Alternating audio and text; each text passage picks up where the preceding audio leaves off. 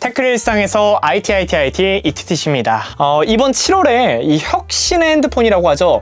Nothing 폰 2가 사전 런칭이 시작됐습니다. 이 작년도에는 좀 다른 핸드폰사들의 지루함과 따분함을 저격하면서 출시가 돼가지고 많은 분들이 관심을 굉장히 많이 샀어요. 각각의 혁신을 바라보는 시선의 차이가 있다 보니까 그 Nothing 폰을 서브폰으로 사용하시거나 아니면 조금 아쉬움을 좀 표현하지 않나 하는 영상들도 굉장히 많았습니다. 대부분 하시는 말씀 중에 하나가 그래도 이 정도면 첫 작품 치고 괜찮지 않나 라는 의견들도 많았었거든요. 자, 근데 그렇다면 두 번째로 출시된 Nothing 폰 2는 과연 혁신적인 디자인 외에 가져갈 수 있을 만한 장점들이 있을지 한번 살펴보도록 하겠습니다. 그래서 오늘의 제품은요, 이렇게 패키지에 쌓여져 있는 Nothing 폰 2를 리뷰해 보도록 하겠습니다. 제가 제품을 사용하기 전에 사실 이 부분은 먼저 좀 뜯어봤습니다. 일반적으로 핸드폰 패키지처럼 보이진 않아요. 지난번과 동일하게 Nothing 폰의 철학을 좀 그대로 담지 않았나 라는 생각이 패키지에도 묻어납니다. 내부에는요, 이걸 이렇게 빼면은 한 번 더 아이돌 굿즈처럼 박스 패키징이 되어 있고요. 일단 여기까지만 봤을 때 전작보다 저는 개인적으로 패키징은 조금 더 예쁘고 직관적이다라는 생각이 든 게요, 열면은 한눈에 보이실 겁니다.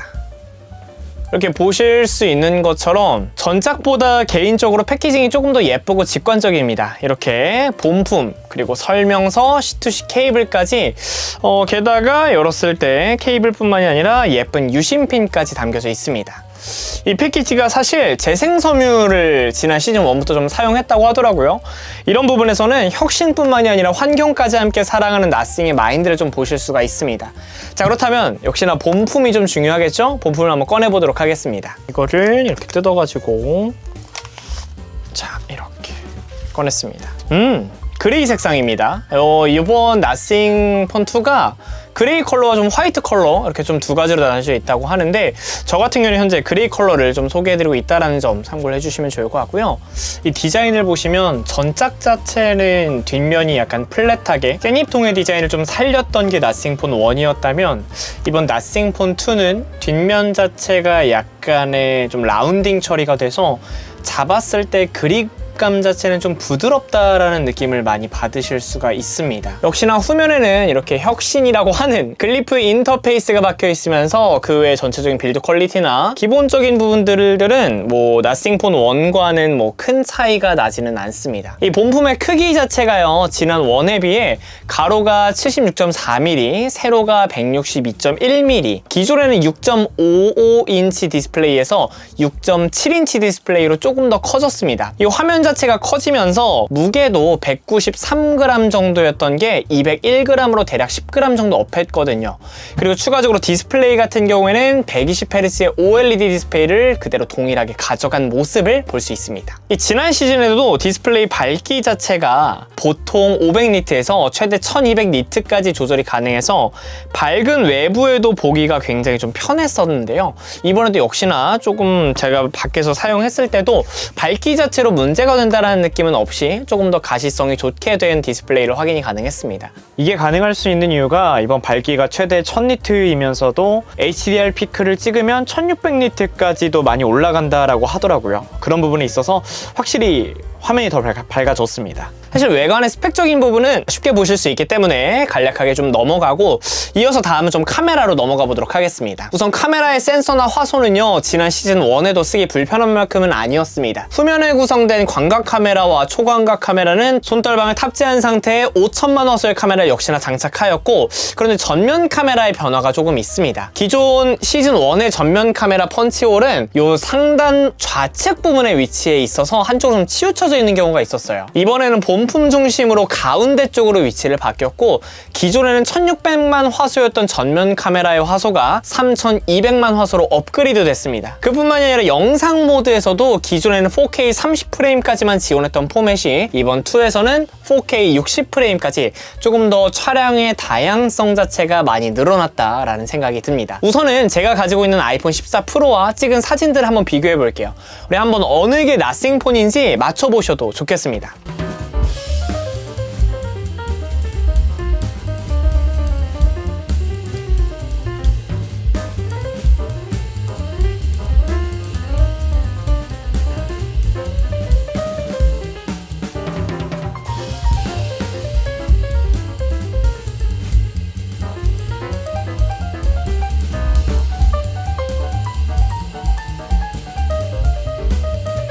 네, 어떠세요? 보셨던 것처럼 크게 구분이 좀 힘들진 않았나요? 보여드렸던 사진 중에 오른쪽 게 대부분 아이폰 거였던 것 같습니다. 상대적으로 주간 상태는 사실 크게 구분이 힘들 정도로 뭐 선예도나 화질에 대해서 많이 끌어올려졌다. 사실 제가 생각하기에 나싱폰 1의 카메라 문제점은 다름 아니라 좀 화이트 밸런스였다라고 생각이 들거든요. 기존의 영상 녹화 시 좀 급변하게 변하는 밝기에 따라서 화이트 밸런스를 잡지 못해서 푸른빛, 붉은빛을 좀 왔다 갔다 하는 경우들이 있었거든요. 그래서 좀 정신을 못 차리는 경우가 있었는데 이번 폰 2에서는 굉장히 많이 개선이 되어서 서브폰으로 들고 다니면서 촬영하기에도 조금 더 적합해졌다라는 생각이 듭니다. 이어서 다음은 지금 보여드리는 이 글리프 인터페이스입니다. 제가 생각하기엔 사실 나싱이 혁신이라고 이야기했던 가장 큰 이유 중 하나가 바로 이 글리프 인터페이스가 아닌가 생각을 했거든요. 이거를 생각을 해냈고 또 그거를 잘 보이기 위해서 뒷면을 약간 내부가 보이는 디자인으로 선택했다는 것이 아닐까 생각하는데요. 그러다 보니까 초점이 이 글리프 인터페이스에 갈 수밖에 없습니다. 지난 시즌에도 뭐 이미 애발림이나 충전 상태, 특정 인물에 따른 글리프 패턴 변경 등 다양한 부분에서 기능적인 부분을 모두 가져갔다라고 생각을 했는데 이번 시즌2에서는 어떤 부분이 중점적으로 다뤄지고 또 사용될까를 좀 살펴봤습니다. 우선 글리프 인터페이스의 전체 모양이 좀 살짝 바뀌었어요. 보이시죠? 기존에는 가운데 크게 중심이 되는 원과 카메라 쪽 글리프 이렇게 전체적으로 독립된 건 하나로 통으로 이어져 있는 경우가 조금 있었는데 이거는 보시는 것처럼 이렇게 중간중간 끊어져 있습니다. 하나의 원이 아니라 끊어져 있는 라인별로 좀 독립적으로 되어 있는 글리프 인터페이스를 보실 수가 있는데 이게 끊어지면서 조금 더 패턴이 여러 개 만들어질 수가 있더라고요. 기존에는 자 이쪽에 하나, 두 개, 크게 세 개, 네 개, 다섯 개, 총 5개의 글리프가 있었다라고 보면은 지금은 하나, 둘, 셋, 넷 쭉 해서 11개의 글리프가 만들어진 것이기 때문에 다양한 패턴의 변화가 일어날 수밖에 없겠죠. 그런데 저는 개인적으로 원의 글리프 쉐입 자체, 이 카메라 펀치홀부터 이쪽 대각선 있는 거 그리고 크게 원 있는 거 이런 쉐입 자체를 그대로 가져온 거는 조금 아쉽지 않나 생각이 들더라고요. 뭐 이게 가장 디자인적인 아름다움을 보여줄 수 있는 최상의 모양이라고 판단될 수도 있었지만 전작과 동일하게 출시가 되었는데 조금 더 새로운 모양은 불가능했을까? 이런 생각을 하게 될 수밖에 없었습니다. 그리고 사실 이 글리프로 할 수 있는 기능 중에 내장된 벨소리에 따라 다양한 디자인 패턴이 있거든요. 한번 준비되어 있는 10가지를 직접 보도록 하겠습니다.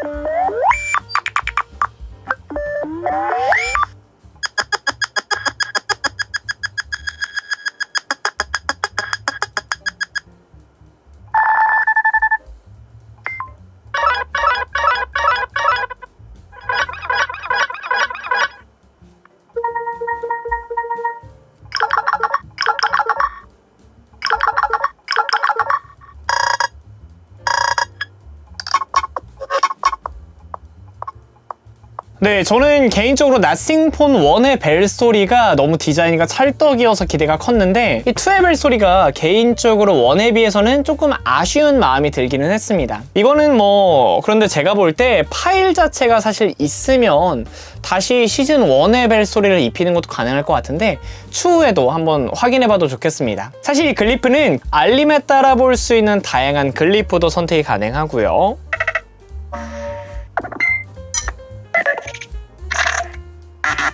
뭐 다양하게 설정이 가능합니다. 그 외에도 글리프 인터페이스를 보시면 자세하게 볼륨을 통해서도 직접 인디케이터 확인이 가능하고요. 그 외에도 타이머를 통해서도 직접 확인이 가능합니다. 사실 이 글리프가 어떤 분들은 그냥 후면에 불만 밝힌 게 아니냐라는 말도 있긴 하지만 저는 개인적으로 이게 제가 사용하던 핸드폰에 들어간다면 디자인으로 너무 예쁘다는 생각이 들 것 같더라고요. 그런 면에서 요즘 핸드폰 시장이 업그레이드가 되면서 뭐 카메라가 몇 개 달렸냐, 카메라의 모양이 뭐냐 이거에 따른 변화만 있지 큰 변화가 없는데 그런 시장에서 이런 글리프의 도입은 확실히 센세이션하긴 합니다. 아무래도 그런 부분을 혁신으로 말하고자 했던 게 아닐까 생각이 듭니다. 이어서 배터리의 성능은 기존 4500mAh에서 4700mAh로 업그레이드가 되었습니다. 기존 배터리도 어느 정도 만족스럽다는 평을 많이 받았었는데 조금 더 용량을 올리면서 무게는 늘어난 화면 대비 또 무게 자체는 크게 늘어나지가 않아서 조금 더 만족스럽지 않았나 생각이 듭니다. 자, 이어서 다음은 OS와 AP입니다. 먼저 OS는 안드로이드 13의 OS를 사용을 했고요. 솔직히 디자인도 디자인이지만 스펙이 어느 정도로 사용은 가능한가에 대한 궁금증이 많으실 텐데, 기존의 나싱폰 1에 사용되었던 스냅드래곤 778G 플러스는 CPU 성능은 준수했습니다. 하지만 GPU 성능이 조금은 부족해서 게임을 즐긴다라거나 다양한 그래픽 프로세스를 사용하는 일이 있을 때는 조금 부적합하다라는 평이 있었는데, 이번 나싱폰 2에서는요 스냅드래곤 8 플러스 젠 1을 사용했습니다. 이 AP는 작년이죠 S22에 사용되었던 플래그십 AP입니다. 그 당시에는 발열을 조금 못 잡아서 조금 아쉽다라는 평을 굉장히 많이 받았던 AP 중에 하나인데, 그런 아쉬움을 가진 이 AP로 제가 나싱폰 2로 모바일 배틀그라운드를 한 1시간 정도 좀 안 되게 사용을 해봤는데, 글쎄요 내부 소프트웨어에서 일부 발열 처리를 잘한 건지 제가 사용했을 때는 그렇게 큰 발열로 느껴지지는 않았습니다. 물론 이전 세대의 AP를 가져다 쓴 건 조금은 아쉽긴 하지만 그래도 가격을 좀 기대해봐도 좋지 않을까, 이걸 보고 판단해 보셔도 좋겠습니다. 마지막으로는 가격입니다. 우선 나싱폰 1이 준수하게 서브폰으로 사용 가능하다는 평이 있긴 했지만 그러지 못했던 게 쿠팡에서만 국내 런칭이 직구로만 돼서 그랬고, 반면에 이번 나싱폰 2는 국내 정발이 이뤄지면서 전파 인증 완료까지도 받았습니다. 이 정발 가격은 램 12기가 기준으로 256GB 용량은 899,900원, 512GB는 1,199,900원으로 정발됐습니다. 요즘 출시되는 플래그십 스마트폰의 가격이 어쩌면 거의 절반 가격이어서 크게 하드한 작업을 하지 않으신 분들한테는 디자인을 보면 또 선택할 만한 가치가 있지 않을까 생각이 드는데요. 오늘 보셨던 여러분들의 생각은 어떤가요? 댓글로 나싱폰 2에 대한 의견을 남겨주시고, 오늘의 영상이 구매하거나 구매하지 않는데 도움이 되셨다면 구독까지 부탁드리겠습니다. 그럼 여기서 한번 인사드릴게요. 테크레 일상에서 IT 지금까지 ETT셨습니다. 여러분들 감사합니다. 안녕히 계세요.